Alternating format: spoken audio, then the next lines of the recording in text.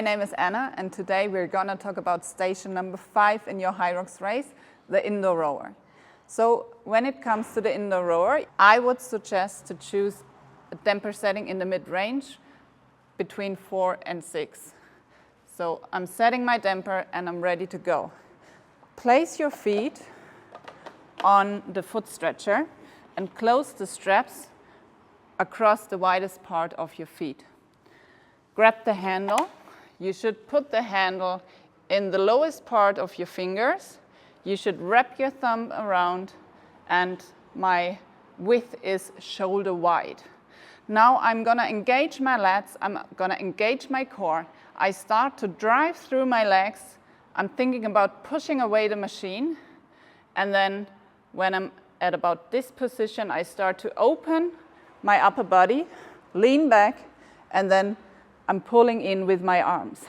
My pull will come to the bottom of my rib cage, and I want a straight line of the chain through my hands into my elbows.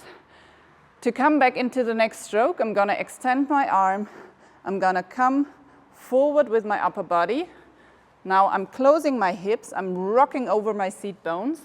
And when my handle is between the knees and the ankles, this is when I start to break my knees and I roll in to the next stroke. So I push away, I pull in the handle, and I'm coming into my next stroke.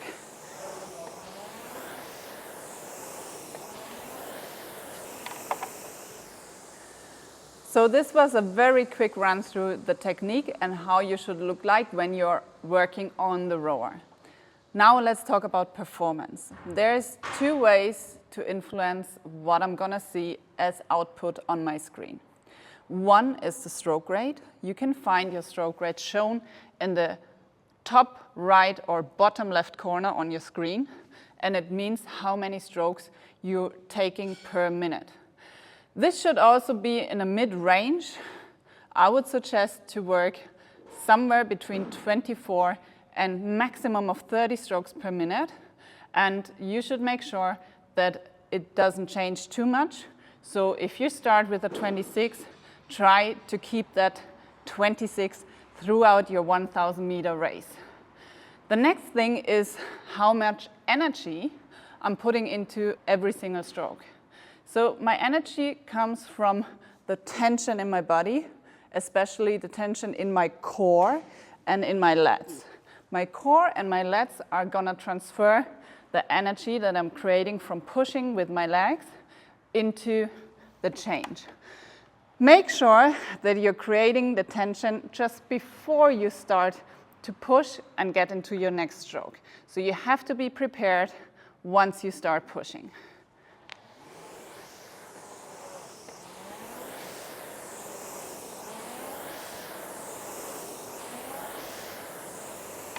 Let's talk about common mistakes I often see when working on the rower.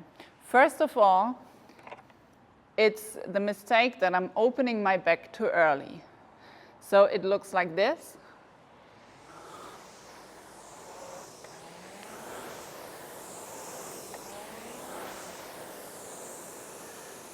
The problem I'm facing here is that I cannot use all the power together.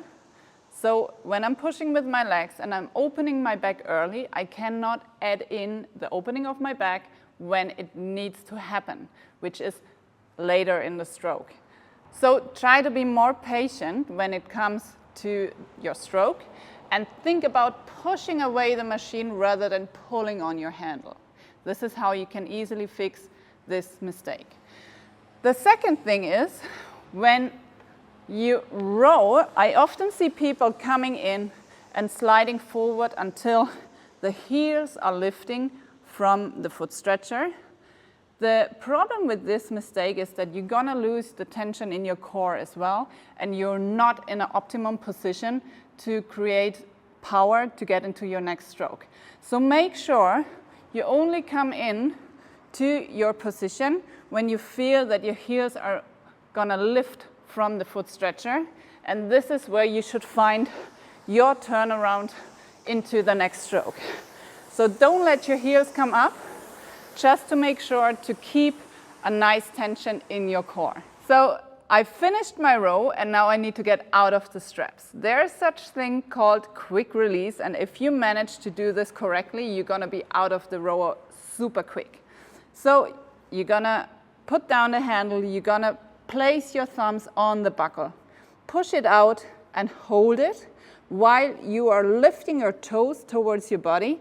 Now place your feet back onto the foot stretcher, and very important now, kick up so your heels are getting free, and now you can take out your feet.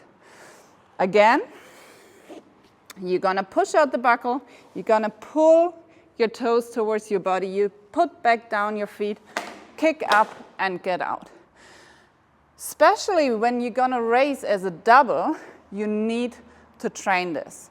And if you train it, go slow, slow is smooth, smooth is fast. Next tip, if you race as a double, it only makes sense to have one changeover on your rower because it will take too much time.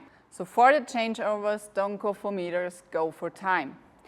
If you're racing as a single person, then make sure to stick to your race plan. Means you should have some pacing that you're gonna follow, means pace per 500 meters, and most important, the stroke rate. You might be tired at this point of your race, so make sure you're gonna find a nice rhythm and stick to it. I'd rather have you go slower by your pace than changing the rhythm of your stroke rate. If you stick to the rhythm, you're able to breathe in the same pattern. This will make the nervous system stay calm, and then you're gonna feel better if you go into your next run.